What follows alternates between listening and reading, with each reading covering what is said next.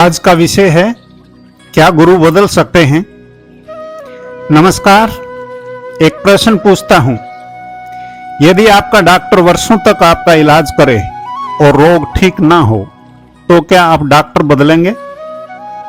या जिस रास्ते पे आप चल रहे हों, यदि वह रास्ता गलत निकल जाए तो क्या आप उसी रास्ते पे चलते रहेंगे या सही मार्ग की खोज करेंगे? यदि इन प्रश्नों का उत्तर हां है तो फिर गुरु के विषय में सोचते ही विवेक क्यों समाप्त हो जाता है?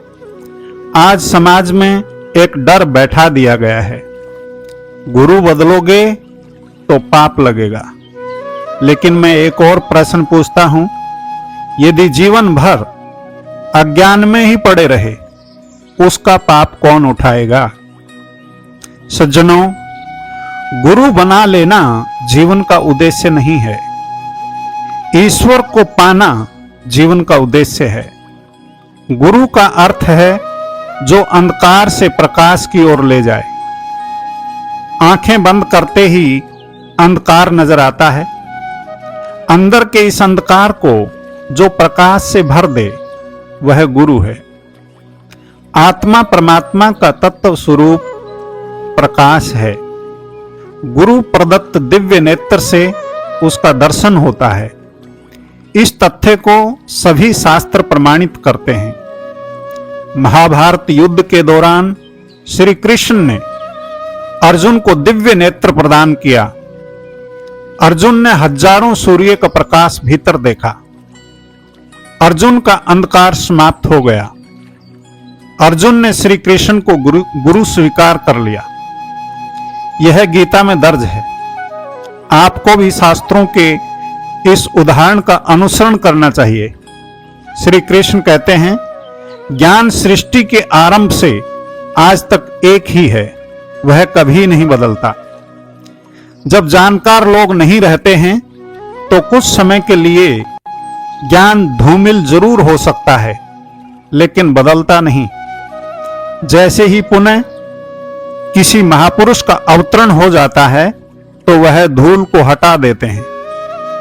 सज्जनों, जो भय बढ़ाए वह गुरु कैसा, जो प्रश्न पूछने से रोक दे वह गुरु कैसा, जो शिष्य को अपने व्यक्तित्व का बंदी बना दे वह गुरु नहीं, बंधन है।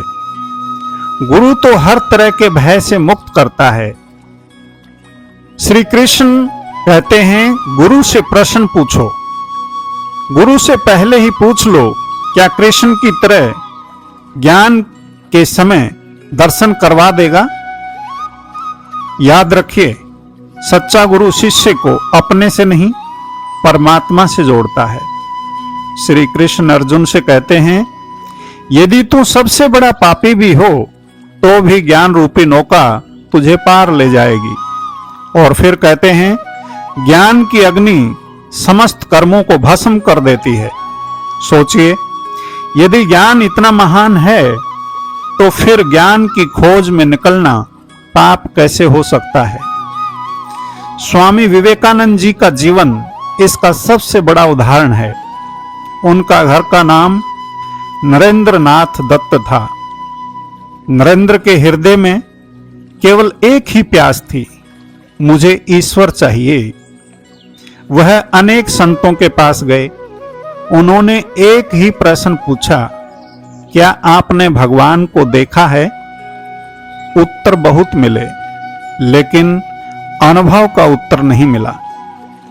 नरेंद्र निराश हुए, रोए, भीतर से तड़फे, लेकिन खोज नहीं छोड़ी। क्यों? क्योंकि उनकी प्यास सच्ची थी। और याद रखिए, जब प्यास सच्ची होती है तब परमात्मा स्वयं रास्ता बनाता है। एक दिन वे श्री रामकृष्ण परमहंस जी के पास पहुंचे। प्रश्न वही था, क्या आपने भगवान को देखा है? उत्तर आया, हां देखा है।